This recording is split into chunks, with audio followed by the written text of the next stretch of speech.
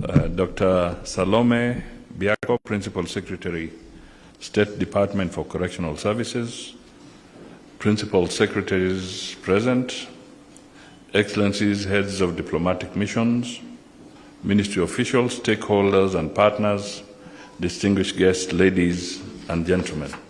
Good morning. In the last few weeks, I've been mutating from one role to the other, so I'm eagerly waiting for the vetting process to come to an end and Parliament to finish its business so that I can stop mutating. But nevertheless, I'm happy to be here with you this morning so that I can share some thoughts and at the same time inaugurate this very important journey that you have embarked on. So I'll be making my formal speech shortly, but let me, I'm slightly taller, is it? Okay. Let me just start by making a disclosure.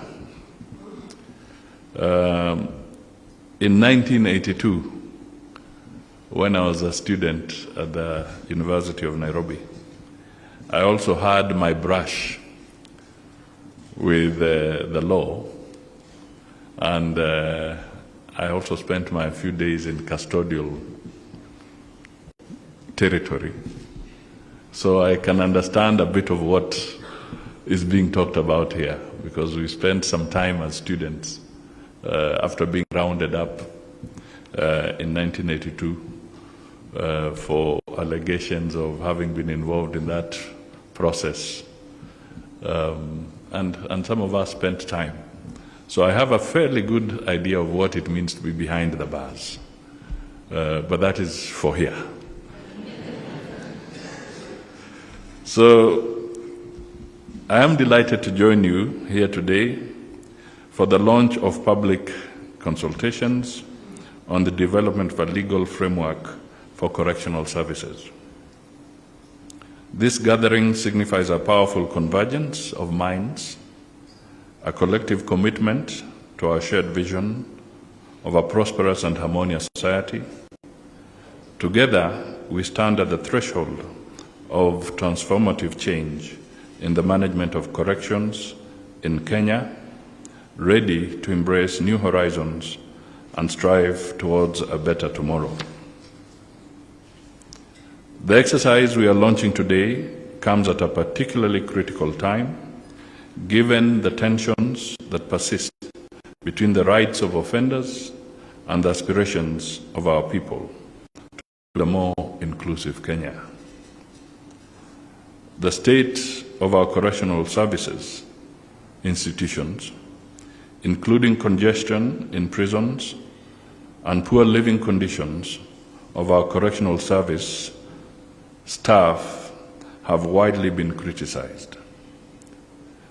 Indeed, any conversation about correctional services elicits emotional issues about human rights abuses, corruption, drug abuse, and other vices that we really need to correct. And I will come back to this specific area towards the end of my remarks.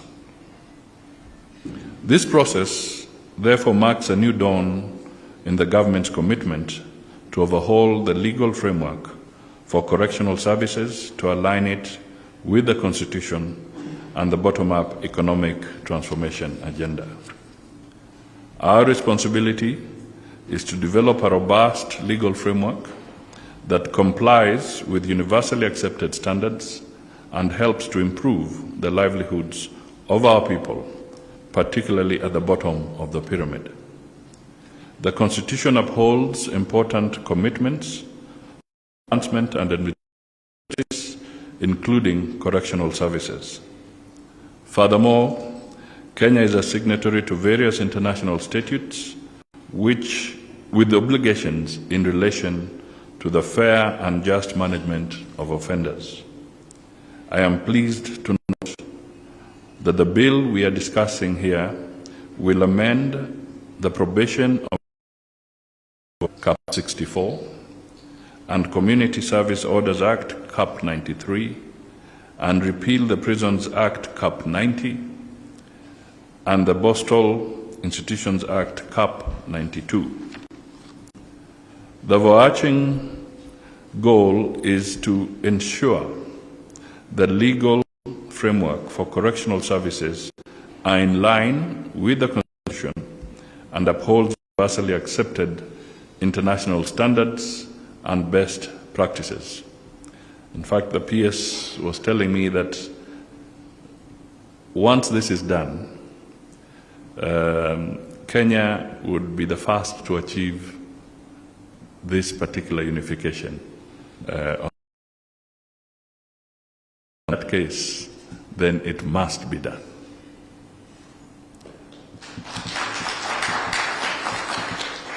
The bill will move forward the vast majority of previous task force reports and recommendations, including the National Task Force on Improvement of Terms and Conditions of Service for members of the National Police Service, Kenya Prisons Service, and the National Youth Service.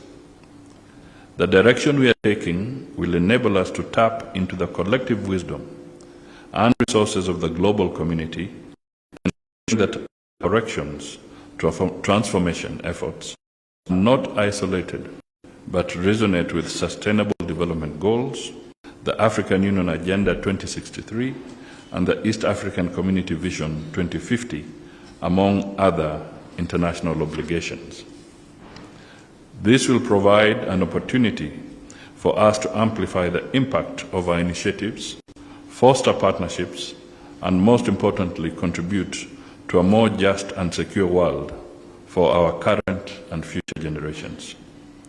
I wish to assure you that my office will support the current efforts by the State Department for Correctional Services to expand opportunities for the transformation of our correctional services in the country. My office will also oversight and coordinate the process of developing the new legislation, including ensuring constructive public participation and stakeholder engagement. This will enable us to develop an acceptable legislation that responds to the challenges we have experienced in managing correctional services.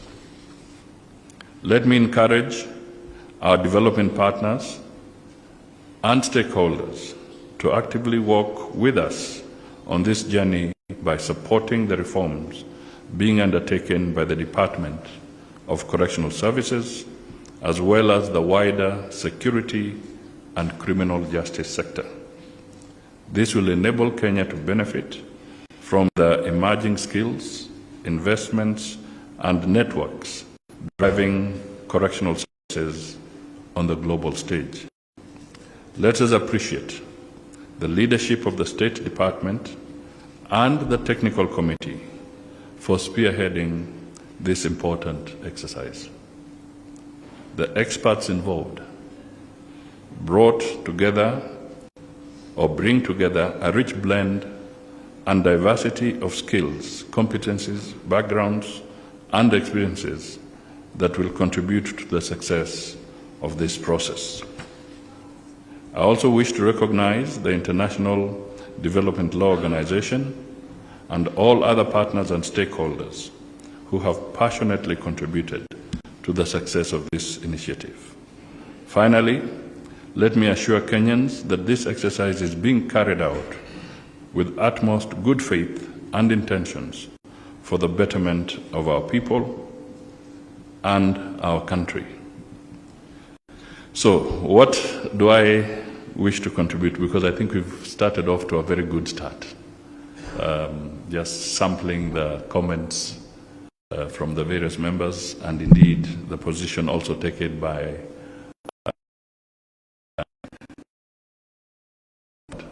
from Kruini. I said I wanted to come back to, you talk of congestion, you talk of how do we deal with the conditions and so forth. I want to put out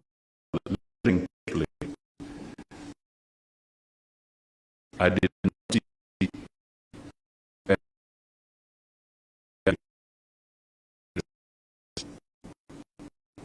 where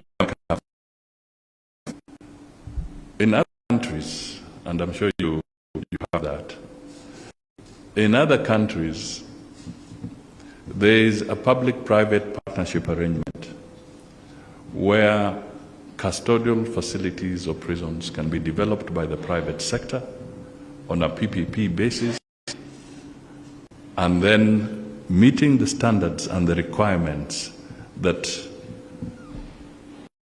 designs in the legislation.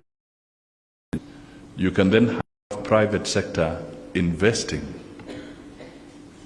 in these facilities, because a government will have enough money to undertake this exercise. Somebody talked of the mothers with children, but they are in custody. There could be a blueprint of a design of facilities of this nature, which then can be brought out on a PPP basis, then developed by the private sector. And these are the kind of facilities that mothers who have to undergo that challenge can go. People with disabilities may be required from time to time, perhaps, to also face correctional services. What kind of facilities are we putting them in? So you can actually work with the private sector to develop this, and it will be easier because then you don't have to put your money directly into it. It's done, and through a proper arrangement defined in law, these facilities can be built, and you can reduce congestion of the department and the government itself.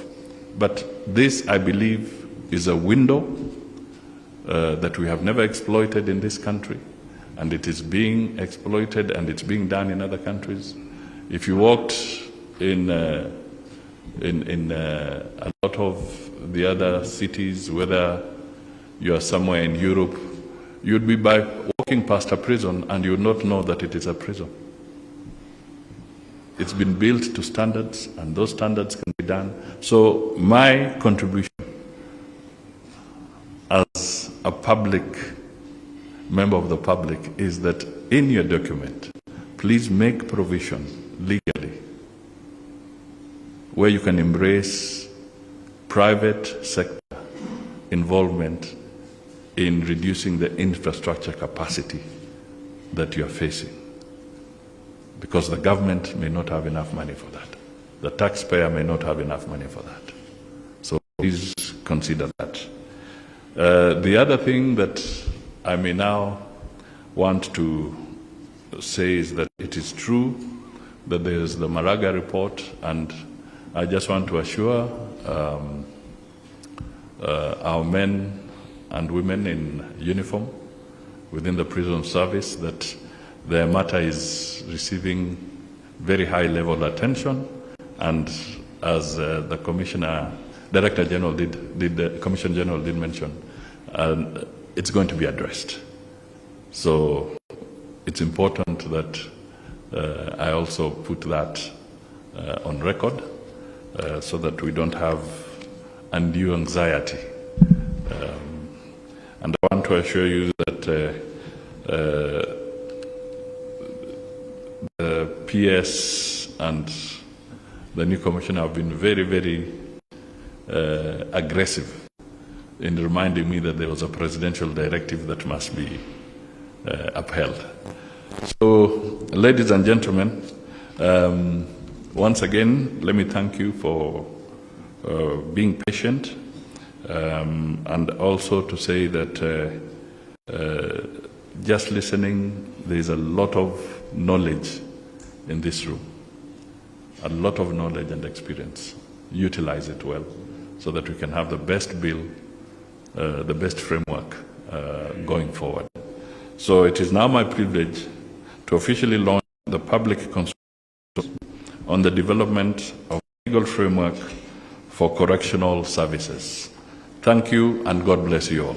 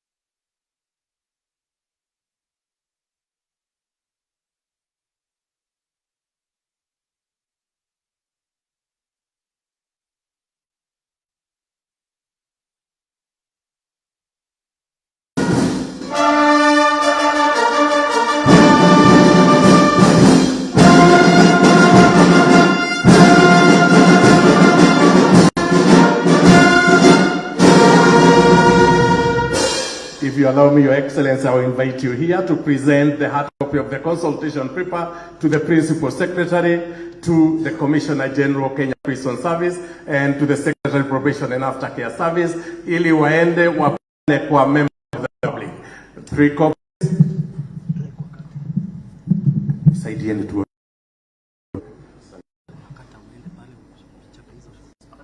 Na ingine moja kwa mheshimiwa, members of the parliament.